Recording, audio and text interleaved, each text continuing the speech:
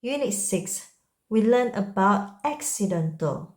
Sharp looks like a hashtag, and flat looks like a B but with a pointy on the bottom. How to find the black keys? It is when it's written in the front of the notes on the left side. And if you see the same letters appear again within a row, then you have to follow the front. Similar to if you mention a person with a hair tie, you don't keep mentioning it for 2 or 3 times. You will just mention the person name. For example, Susan with a hair tie, and Susan again, we don't keep saying Susan with hair tie. We don't keep saying F sharp, F sharp. That's the reason they don't keep writing for you. They only write once.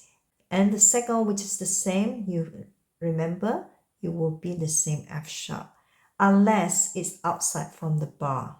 How to find the black key? Sharp is you need to play half step higher, which is half tone higher. So when you see the C, this will be C sharp. D, this will be D sharp. Now E, because there's no black key here, we cannot go to the black key. That's why we go to the white key. So E sharp is equal to F. And also the same as B sharp is equal to C. Merlin wants. Start from left hand bass C, right hand treble C.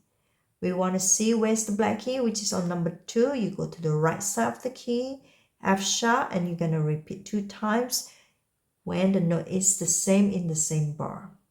Ready, set, go. C, 2, go up to F sharp. Right hand C, go up to F sharp. Second time, you do it softly. Right hand. Now, low C. When you play with the recording, don't forget to put pedal and hold it down all the way through.